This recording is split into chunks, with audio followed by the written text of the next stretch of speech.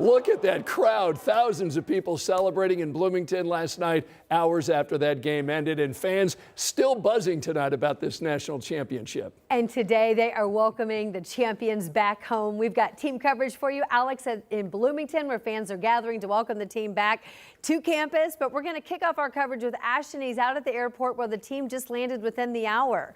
Ashton. Anne Marie and Scott, is it cold out, or I still have chills from last night? Talk about a historic moment and such an important moment for Hoosiers, Indiana, and just the legacy of the IU football that is just now beginning. We just watched as the Hoosiers, your national champions, touched back down here in the Hoosier State about a half an hour ago. Their flight made it back from Miami a little bit delayed, but fans, they've been making their way back from Miami all day long. A lot of them taking those early flights in the morning, about 24 or so total today coming from both Miami and Fort Lauderdale. Still about a handful left here this afternoon. We caught some of those early flights, people still trying to catch up on sleep, maybe got a little bit of shut eye on the plane. They kind of looked like zombies coming through the terminal, but lots of crimson coming through here at IND this afternoon. We talked with the father and son duo who said that they had to go to the national championship game. They made stops to the Rose Bowl and the Peach Bowl, and they had to top it off. They've been fans of IU for a while. Take a listen. Going into the stadium, there's a lot of orange, so we kind of felt like going in and we were going to be a minority. And once we got into the stadium, I think we saw the sea of red, and it was electric. Hoosier fans making their way back home today, and the national champions, IU, making their way back to Bloomington right now. They're getting an escort from IU Police and Indiana State Police, but as an IU grad, a former IU student, it's just a historic moment. You feel for the fans, you feel for the state. They didn't expect to be national champions in football, so hearing that last night, we got to celebrate, and we're going to keep celebrating for a while. Anne Marie and Scott. Yes, all right. Thanks so much, Ashton. Go and take cover. I know it's cold out there. We saw those buses pulling out right after the team got off the plane now. They're headed south to Bloomington. They're bringing that big national championship trophy to its brand new home. Yeah, IU fans eager to celebrate with this team. Alex Almanza continues our team coverage tonight. He's in Bloomington. How many people are gathered there right now, Alex? Yeah, well, we've got a couple dozen people who are already pulling into the parking lot here at Memorial Stadium. We're right near Heps Rock, and this is really where it all began for the Hoosiers. And I really hope the team brought their gloves and hats and scarves, because it really is cold. But that's not stopping fans here at IU here in Bloomington. We actually talked with one lady here. Her name is Tiffany Robinson. Hey, we were talking earlier. Tell us a little bit about, where you traveled from.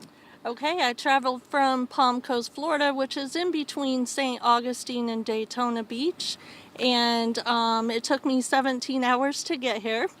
The roads were horrible, but hey, I made it. I made it. To see this, to witness this, knowing that IU was going to be number one, knowing that we were going to be the greatest, knowing that we were going to turn those hurricanes right around, right? So no hurricanes in Florida, okay? We don't want them. No, not at all. Well, Tiffany, hopefully, once the buses pull up, we haven't really confirmed anything right now, but we anticipate maybe the buses will pull up on this side of the stadium. Again, all speculation at this point, but folks like Tiffany are waiting very eagerly for the team to arrive, and they just want to root on the team as they make their way back to Bloomington. Sorry. After a 17-hour drive, you'd want to see the team, wouldn't you? Yeah, she needs a nap, I'm sure. I hope they know what her story is. They can find out so that they can welcome her and let her get a photo op or something like that. All right. And we did see when Fernando Mendoza was getting off the plane, he was wearing shorts. So it's going to be cold. You don't think they're going to want to linger in that parking lot, but we'll be keeping an eye on it there. That's right. Jenna Webster continues our team coverage tonight in Bloomington. She's on Kirkwood Avenue. And that's where IU students are still riding last night's high tonight. It is the calm after the storm on Kirkwood Avenue here in Bloomington. This place packed last night. Thousands of fans celebrating that IU win over Miami. And my important question today was, how many cups of coffee does it take to get through post-national championship game? For me, personally, I'm about 2.5 cups in.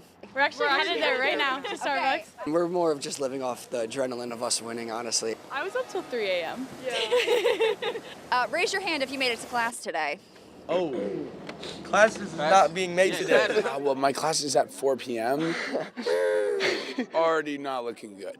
I made it to my 10:25. My other one got canceled. Thankfully, my teacher, Galen Clavio, shout out, was at the game, so he canceled class. So today is a day of celebration and joyous activities for the Indiana Hoosiers because we just won our first ever national championship. We was up at like 10 o'clock, just still happy. I slept with a smile on my face. It was just amazing. It's like a Disney movie. There's like barely anyone walking on campus. I think everyone's still recovering from last night. Yeah, no. Not much vocabulary going on here, but we're trying our best, and I think that's all you can ask for. We never thought IU football would be national champions. What are they going to say now? What are they going to say now? Mark your calendars. This Saturday, 1 o'clock, the celebration here in Bloomington continues. Indiana football is going to be having some sort of celebratory event. Still working out the details of where and what exactly this is going to look like, though. In Bloomington, Jenna Webster, 13 News.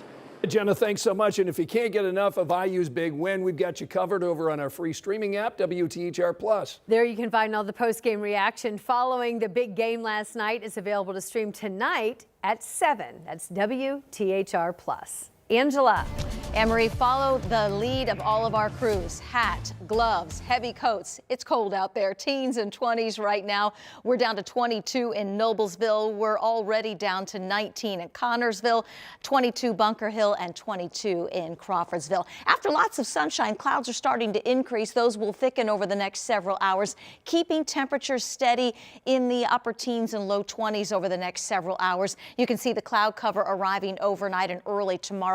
Fast-moving weather system doesn't have a lot of moisture to work with, but we're a little concerned with a light wintry mix, especially south of I-70 where that snow could mix with some freezing drizzle. Can't rule out a few slick roads early tomorrow. It will be cold enough to support that, below freezing in the 20s early tomorrow morning, but we do warm just a bit, a day to thaw out, highs near 40 tomorrow.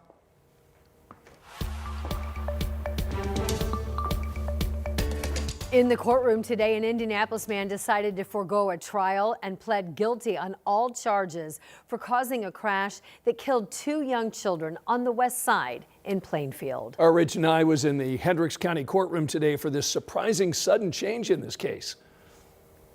As the first witness testified, 26-year-old Sidani Pettis stopped his bench trial and pleaded guilty to all 8 felony charges for causing a fiery crash that killed 3-year-old Aries and his 2-month-old sister Iris last February. This is the memorial to the children at the intersection of US 40 and Ronald Reagan Parkway.